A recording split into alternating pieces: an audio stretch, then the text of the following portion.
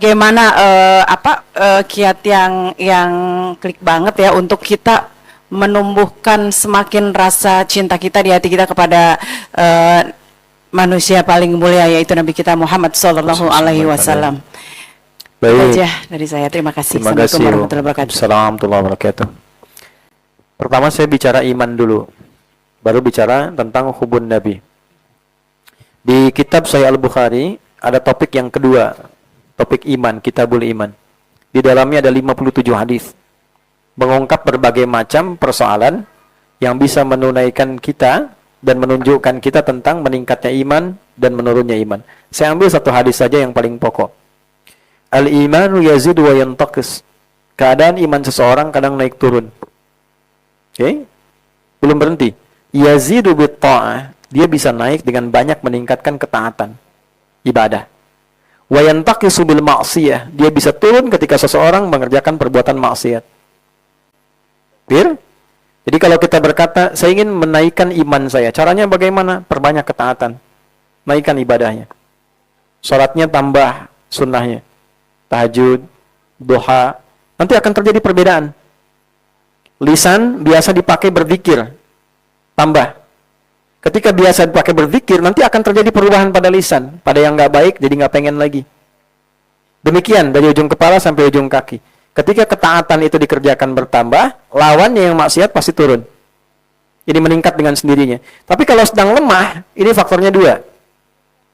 Satu, maksiat itu salah fungsi dari organ yang melekat pada tubuh kita digunakan dengan cara yang salah. Lisan harusnya bicara baik, bicara yang tidak baik, salah fungsi, maka ada maksiat di lisan. Makanya biasanya kalau lisannya banyak maksiat, dipakai taat itu susah. Susah, pakai baca Quran susah. Ya, mata kalau sering lihat maksiat, lihat yang haram, yang halal jadi nggak enak. Pasti nggak enak tuh. Kalau sudah nggak enak lihat istri sendiri, itu kebanyakan lihat istri orang. Ya, sama juga. Yang perempuan juga begitu. Kalau ada harta yang tidak baik dikenakan, nanti yang baik-baik itu jadi nggak enak. Jadi nggak biasa. Nah, kemudian dilanjutkan pada kegiatan selanjutnya. Setelah kita imannya bisa merasa enak, dinaikkan levelnya, gunakan iman itu untuk mencintai Nabi. Bagaimana caranya? Ada 3. 1, dengan bersolawat. Memperbanyak solawat pada Nabi Sallallahu Alaihi Wasallam. Kalau ibu mau enak solawatnya, ibu belajar dulu tentang buku-buku yang mengajarkan tentang sosok Nabi seperti apa. Baik ya? Nanti dijelaskan, Nabi itu perawakannya tidak terlampau tinggi, tidak juga terlampau pendek. Sedang tapi sangat ideal. Postur tubuhnya sangat bagus. Rambutnya tidak terlampau ikal, tidak juga terlampau panjang. Tapi indah, ya. Kemudian mengalir sampai dengan ke bahunya.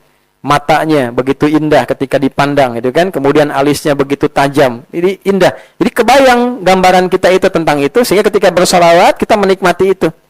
Orang yang bersolawat pada Nabi dengan merasakan bagian pelajaran pada Nabi, itu nanti diberikan anugerah oleh Allah, kadang bisa berjumpa dengan Rasulullah SAW dalam mimpinya. Kedua, memaksimalkan sunnah-sunnah Nabi dalam kehidupan. Nabi minta apa aja, kita kerjakan dengan dasar cinta kita pada Nabi. Ya, bisa dipahami? Jangan digambarkan dengan sholat saja. Nabi minta pada kita berbicara yang baik. Man kana yu'minu billahi wal yawmil akhir falyaqul khairan aw liyasmut. Siapa yang beriman pada Allah dan merasa akan dihisab di hari kiamat, jaga lisannya, katakan yang baik. Saya ingin berkata yang baik itu karena cinta saya pada Nabi. Saya melihat yang baik itu karena cinta saya pada Nabi. Begitu sunnah itu kita kerjakan karena kecintaan pada Nabi, itu amalan tingkat tinggi yang langsung mendatangkan ampunan Allah. Itu ada di Quran, surah ke-3 Ali Imran, di ayat 31. Qul in kuntum tuhibbunallaha fattabi'uni yuhibbukumullah wa yaghfir lakum dzunubakum. Katakan Muhammad, jika kalian mencintai aku, kata Allah, maka buktikan dengan cara mengikuti sunnah Nabimu, dan aku akan gugurkan seluruh dosa-dosa yang kau kerjakan dalam kehidupan. Yang ketiga, bersedekah karena cintanya pada Nabi. Itu berpeluang menggugurkan dosa, bahkan,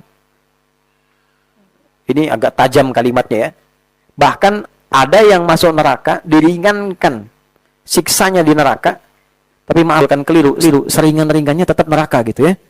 Diringankan siksanya di neraka, itu karena pernah bersedekah atas nama Nabi, kecintaannya pada Nabi.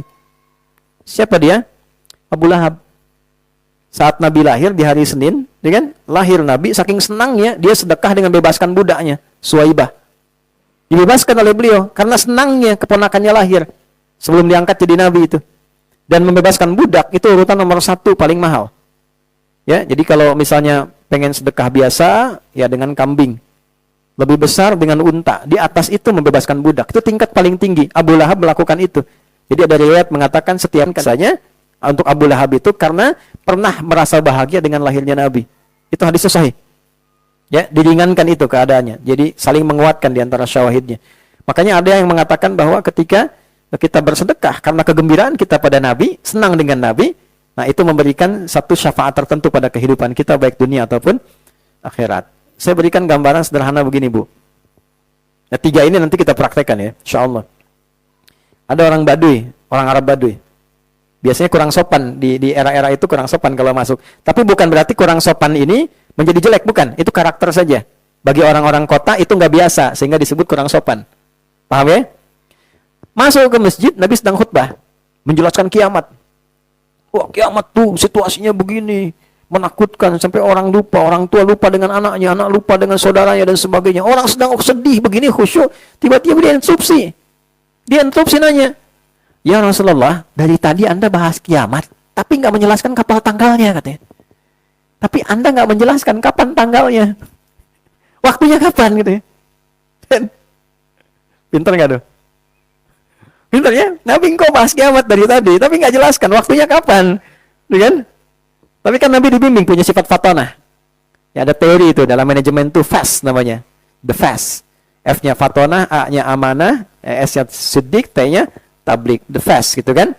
So, kembali ke awal tadi, Nabi jawab, "Jangan bicara waktu dulu. Kalau itu tiba, persiapan kamu apa?" katanya. Ya. "Oh, saya sih sholat biasa-biasa aja, Nabi." Ya. "Puasa juga biasa-biasa aja, tapi saya punya modal, saya cinta Anda." Saya cinta Anda, katanya. Itu sahabat yang tadinya marah, dalam riwayat itu viral, yang tadinya marah karena diinterupsi lagi. Anda bayangkan, tadi khutbah Jumat diinterupsi. Sahabat kan marah semua itu. Ya kan, nggak enak tuh lihatnya, ini orang kok motong Nabi, nanya kan, mengkel. Tapi ketika mengatakan, "Bekal saya cinta pada Anda." Apa kata Nabi? "Al-mar'u ma'aman ahbabta." Seorang itu di hari kiamat akan bersama yang dicintainya. Dari kalimat itu yang tadinya marah, semua sahabat senang pada orang tadi.